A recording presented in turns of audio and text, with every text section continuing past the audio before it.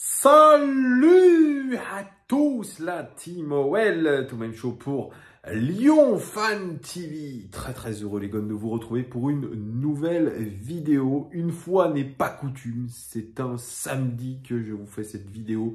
J'espère que vous avez très bien commencé le week-end mes amis, puisque demain gros match contre Lille. On sera en live dès midi les amis pour commenter les 11 de départ, le 11 de départ de l'Olympique Lyonnais contre Lille. C'est un match importantissime, un match capital, mais Peter Bosz a dit tous les matchs sont capitaux. Et oui, aujourd'hui, tous les matchs sont capitaux pour l'Olympique Lyonnais, tellement nous sommes en difficulté, surtout en championnat, même si nous ne sommes pas largués miraculeusement, nous pouvons encore prétendre au podium, rien n'est encore fait. Tout est jouable pour l'Olympique Lyonnais. C'est ça qui est un petit peu paradoxal cette saison. Donc demain, effectivement, c'est un match hyper important, les amis. Le groupe de l'Olympique Lyonnais est tombé tout à l'heure. Xherdan Shaqiri n'est pas dans le groupe. Est-ce que c'est une blessure? Est-ce que c'est un choix du coach par rapport à ses dernières prestations? Le mystère reste entier. Pas de Karl Toko Ekambi aussi qui était incertain puisque blessé au genou. Pas de Paqueta non plus puisqu'il est suspendu. Les amis. Alors, petite vidéo OL Daily Mercato. Ça faisait un moment que je n'avais pas fait de vidéo concernant l'actualité Mercato parce qu'il n'y avait pas beaucoup d'actualité, mais on arrive vers la trêve hivernale, période aussi de Mercato, et donc il y a des rumeurs un petit peu qui font surface. Avant toute chose, n'hésitez pas à mettre un like et à vous abonner, les amis, c'est très important. Alors, OL Daily Mercato consacré à la rumeur Sardar Azmoun. J'en ai déjà parlé sur cette chaîne, il y a déjà plusieurs vidéos, dont une vidéo de présentation. Vous le savez, l'Olympique Lyonnais convoite l'attaquant iranien depuis l'été dernier. Ça n'a pas pu se faire puisque le joueur est lié aujourd'hui au Zénith Saint-Pétersbourg. Ils étaient OK pour le libérer cet été. C'était une volonté en tout cas de Peter Bosz de le récupérer, puisque Peter Bosz, depuis qu'il l'avait affronté avec l'Ajax d'Amsterdam en Europa League, il me semble, quand il jouait du côté de Rostov, il avait particulièrement impressionné Peter Bosz. Eh bien, il s'est toujours mis en tête de le recruter, que ce soit à Dortmund, que ce soit à Leverkusen, même, je crois même à l'Ajax, et il n'a jamais pu réussir à le recruter. C'est un petit peu comme Onana, c'est une lubie de Peter Bosz. Donc, on a essayé de faire plaisir au coach l'été dernier, sauf que le joueur lié au Zénith Saint-Pétersbourg jusqu'à la fin de cette saison, c'était un petit peu compliqué parce qu'il fallait que le Zénith trouve un remplaçant à Sardar Azmoun pour le libérer. Le joueur, lui, est d'accord, était d'accord en tout cas avec le club déjà cet été. Et puis, ça n'avait pas pu se faire puisque tout simplement le Zénith n'avait pas pu trouver son remplaçant, sachant qu'ils étaient en phase de groupe de la Ligue des Champions. Il fallait absolument garder Sardar Azmoun, qui est un des fers de lance de leur équipe, meilleur buteur, il me semble, la saison dernière avec eux. Mais l'Olympique Lyonnais n'a jamais lâché le morceau. Malgré que Juninho a annoncé son départ, évidemment, il a été mis hors des négociations. Là, c'est Hugo Guillemette de l'équipe qui nous apprend que l'Olympique Lyonnais serait d'accord avec le joueur, avec l'agent, sur une base d'un contrat de 4 ans et demi. Les amis, avec sûrement un salaire plutôt pas mal, parce qu'au Zénith, il devait toucher quand même un bon petit salaire aussi.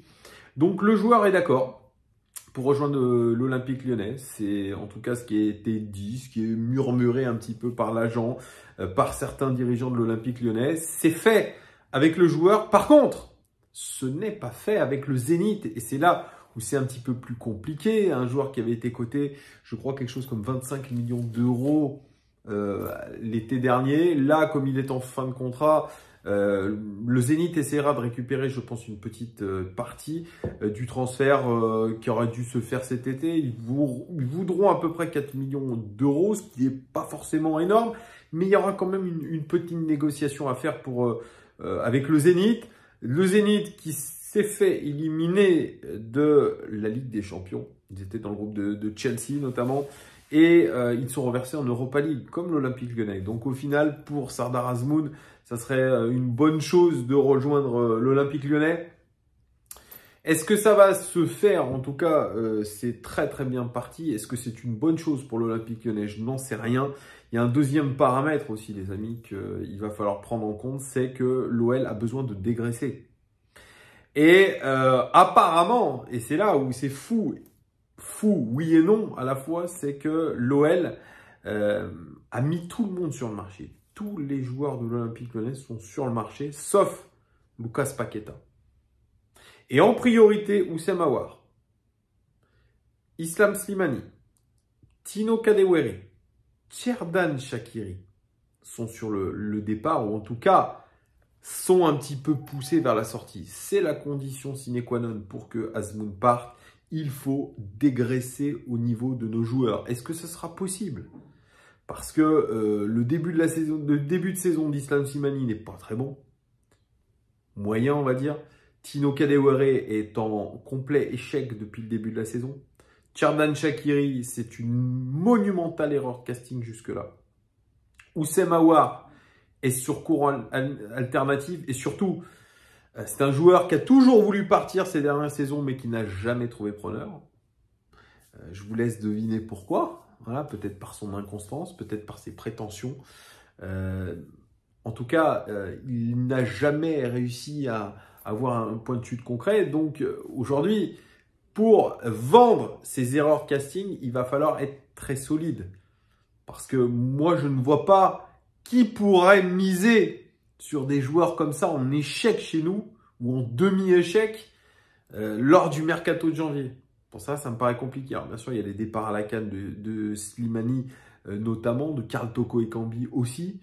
Oui, parce que Karl Toko Ekambi lui aussi est sur le marché. Preuve que l'Olympique Lyonnais a des difficultés financières bien plus qu'on ne l'imagine.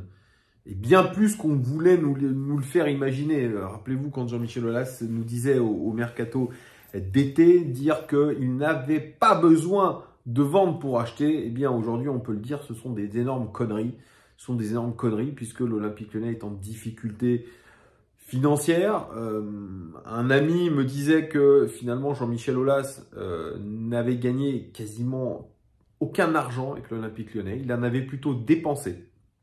Voilà ce qui m'a été dit. Donc, quand nous, on dit régulièrement, et quand certains supporters disent Jean-Michel Aulas, avec l'Olympique Lyonnais, il fait du business, ben pas tant que ça, il s'en met pas dans les fouilles. C'est en tout cas ce que me dit mon ami, qui est quand même assez proche du bord lyonnais, notamment de Jean-Michel Aulas. Et quand il regarde un petit peu plus près, voilà, qu'est-ce qui touche Jean-Michel Aulas? Son salaire.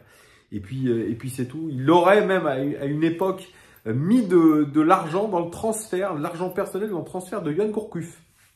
Pour vous dire.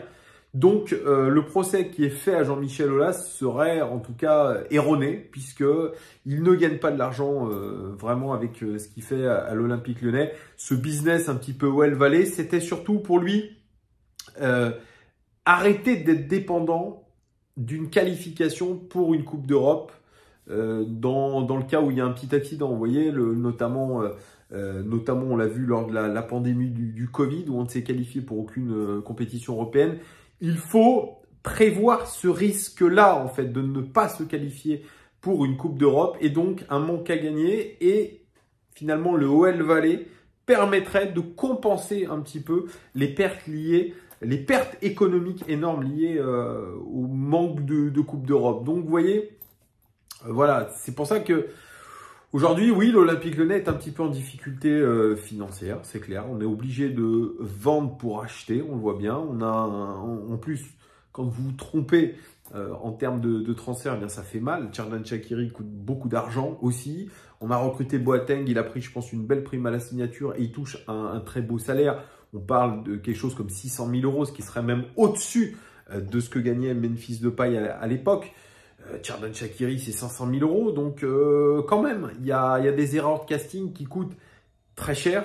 Très cher. Donc, il faut faire attention. Sardar Azmoun, ça serait quand même une recrue, je dirais, où évidemment, il y a une sorte de pari quand même. Parce que c'est un joueur qui n'a jamais quitté le sol russe depuis le début de sa carrière, il me semble. C'est ce que je disais dans une de mes vidéos. Il a toujours évolué dans le championnat russe.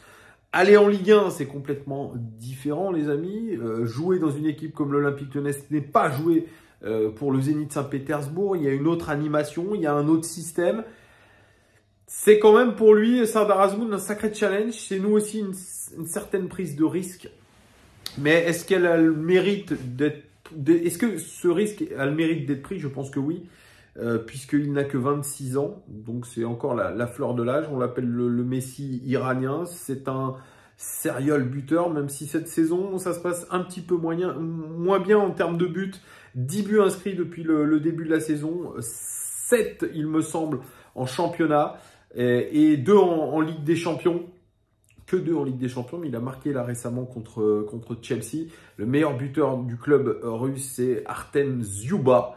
Le Dzyuba, le fameux attaquant de 1m94 russe, voilà, qui est trust la tête, le classement, la tête du classement des buteurs dans le championnat russe. Mais Sardar Azmoun, voilà, il est quand même à 7 buts dans ce championnat. C'est un redoutable buteur, c'est quelqu'un qui se déplace très très bien dans la surface de réparation, qui a des redoutables qualités de finisseur.